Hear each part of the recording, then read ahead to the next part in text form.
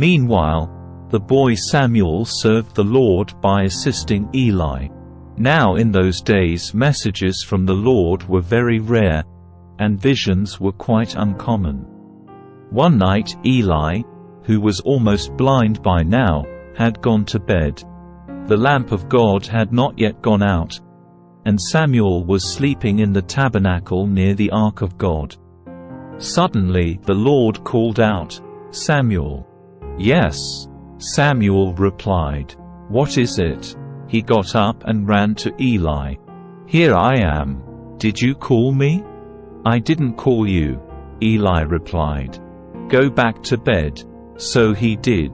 Then the Lord called out again, "Samuel."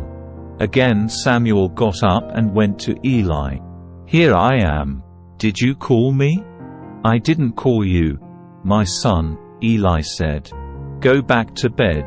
Samuel did not yet know the Lord because he had never had a message from the Lord before. So the Lord called a third time, and once more Samuel got up and went to Eli. "Here I am. Did you call me?" Then Eli realized it was the Lord who was calling the boy. So he said to Samuel, "Go and lie down again. And if someone calls again, say, 'Speak, Lord, your servant is listening.'" So Samuel went back to bed. And the Lord came and called as before, "Samuel, Samuel." And Samuel replied, "Speak, your servant is listening."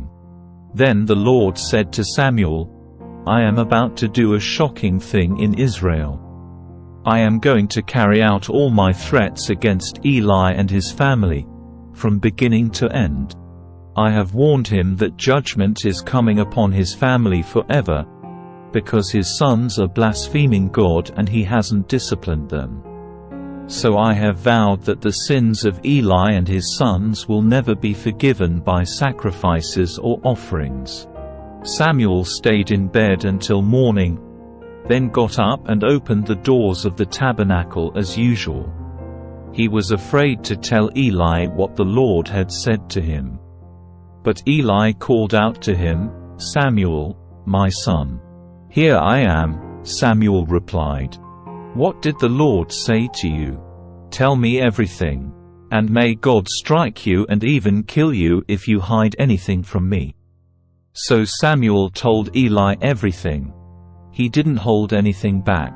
"It is the Lord's will," Eli replied. "Let him do what he thinks best." As Samuel grew up, the Lord was with him, and everything Samuel said proved to be reliable. And all Israel, from Dan in the north to Beersheba in the south, knew that Samuel was confirmed as a prophet of the Lord. The Lord continued to appear at Shiloh and gave messages to Samuel there at the tabernacle. And Samuel's words went out to all the people of Israel. At that time Israel was at war with the Philistines. The Israelite army was camped near Ebenezer, and the Philistines were at Aphek. The Philistines attacked and defeated the army of Israel, killing 4,000 men. After the battle was over, the troops retreated to their camp, and the elders of Israel asked, "Why did the Lord allow us to be defeated by the Philistines?" Then they said, "Let's bring the Ark of the Covenant of the Lord from Shiloh. If we carry it into battle with us, it will save us from our enemies." So they sent men to Shiloh to bring the Ark of the Covenant of the Lord of Heaven's armies, who is enthroned between the cherubim. Hophni and Phinehas, the sons of Eli, were also there with the Ark of the Covenant of God. When all the Israelites saw the Ark of the Covenant of the Lord coming into the camp, their shout of joy was so loud it made the ground shake. "What's going on?" the Philistines asked. "What's all the shouting about in the Hebrew camp?" When they were told it was because the Ark of the Lord had arrived, they panicked. "The gods have come into their camp," they cried. "This is a disaster. We have never had to face anything like this before. Help! Who can save us from these mighty gods of Israel? They are the same gods who destroyed the Egyptians with plagues when Israel was in the wilderness. Fight as never before, Philistines. If you don't, we will become the Hebrews' slaves just as they have been ours. Stand up like men and fight." So the Philistines fought desperately, and Israel was defeated again. The slaughter was great. 30,000 Israelite soldiers died that day. The survivors turned and fled to their tents. The Ark of God was captured, and 𝗤𝗡ni and Phinehas, the two sons of Eli, were killed. A man from the tribe of Benjamin ran from the battlefield and arrived at Shiloh later that same day. He had torn his clothes and put dust on his head to show his grief. Eli was waiting beside the road to hear the news of the battle, for his heart trembled for the safety of the Ark of God. When the messenger arrived and told what had happened, an outcry resounded throughout the town. "What is all the noise about?" Eli asked. The messenger rushed over to Eli, who was 98 years old and blind. He said to Eli, "I have just come from the battlefield. I was there this very day." "What happened, my son?" Eli demanded. "Israel has been defeated by the Philistines," the messenger replied. "The people have been slaughtered, and your two sons, 𝗤𝗡ni and Phinehas, were also killed. And the Ark of God has been captured." When the messenger mentioned what had happened to the Ark of God, Eli fell backwards from his seat beside the gate. He broke his neck and died, for he was old and overweight. He had been Israel's judge for 40 years. Eli's daughter-in-law, the wife of Phinehas, was pregnant and near her time of delivery. When she heard that the Ark of God had been captured and that her father-in-law and husband were dead, she went into labor and gave birth. She died in childbirth, but before she passed away the midwives tried to encourage her.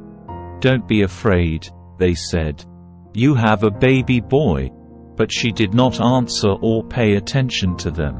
She named the child 𝗕𝗏𝗏, which means, "Where is the glory?"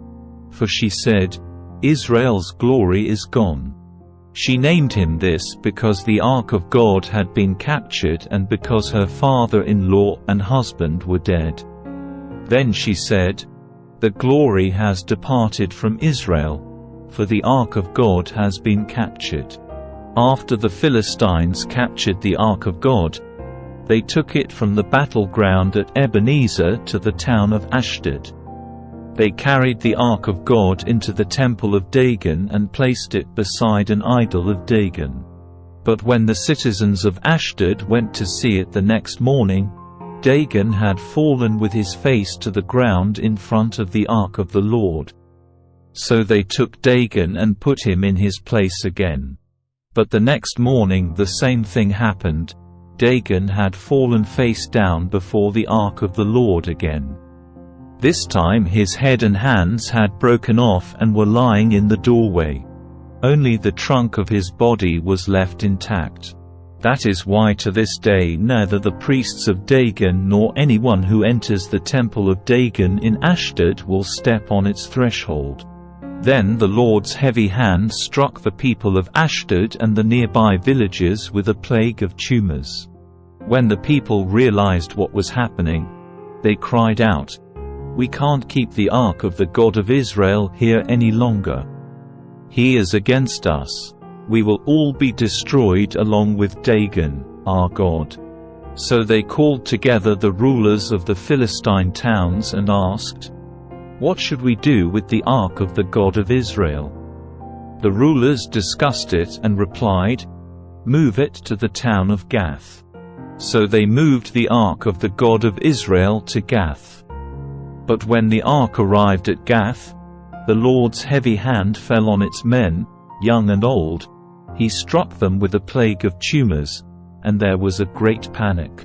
So they sent the Ark of God to the town of Ekron. But when the people of Ekron saw it coming, they cried out, "They are bringing the Ark of the God of Israel here to kill us." 2.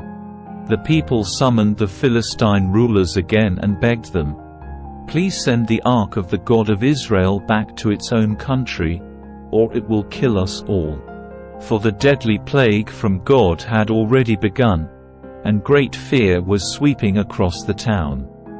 Those who didn't die were afflicted with tumors, and the cry from the town rose to heaven.